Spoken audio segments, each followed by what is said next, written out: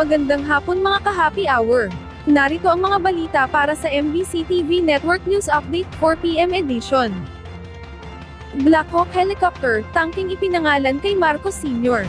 Yan ang MBC TV Network News ni Edniel Parosa.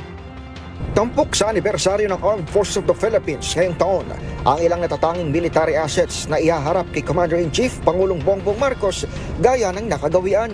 Nakadisplay na sa grandstand ng General Headquarters sa Camp Aguinaldo ang ilang kagamitan gaya ng Tu-128 attack helicopter, truck light tank at tangking ipinangalan kay former President at nooy Major Ferdinand Marcos Sr.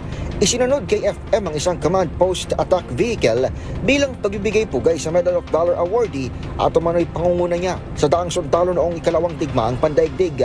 Narito rin ang isa sa 10 Black Hawk helicopters ng Philippine Air Force na katatapos lamang madagdagan ngayong buwan sa panayam ng DZRH News kay Captain Erico Apolinaria, isa sa mga piloto ng naturang S-70I chopper na ginamit sa relief ops noong bagyong Christine. Ipinaliwanag niya kung paanong nagagamit ito hindi lamang sa disaster response kundi maging sa combat operations. We also use this for administrative flight for transport of personnel. You can accommodate 11 combat troops or even na necessary personnel na kailangan i-pass from one point to another. May 11 seats po ito, sir, na you can accommodate. But it can accommodate up to 6,500 pounds. Kahapon lang, opisyal lang naupo bilang ika-4 na pong Commanding General ng Hukbong Panghimpapawid, si Lieutenant General Arthur Cordura, ang dating Vice Chief of Staff ng AFP.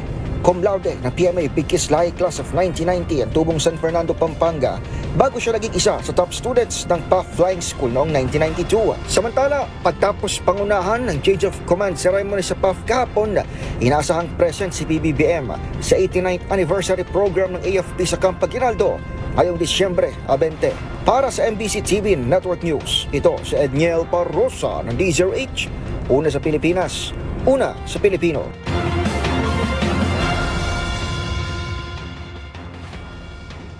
Samantala, pamamaril sa election officer ng Sulu, kinundena ng COMELEC.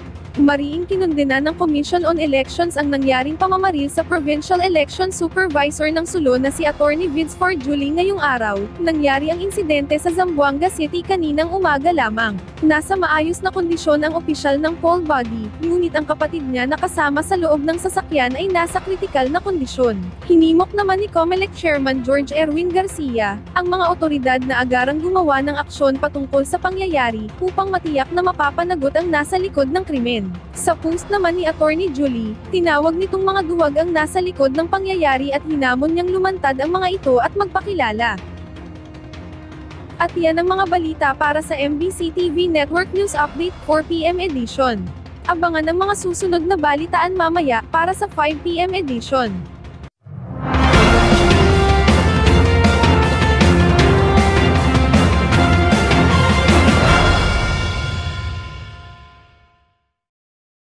Mga ka-happy hour, kung gusto mong manood ang mga balita sa MBC TV Network News Update, mag-subscribe sa aming YouTube channel, i-like ang aming Facebook page, at i-follow sa aming TikTok account.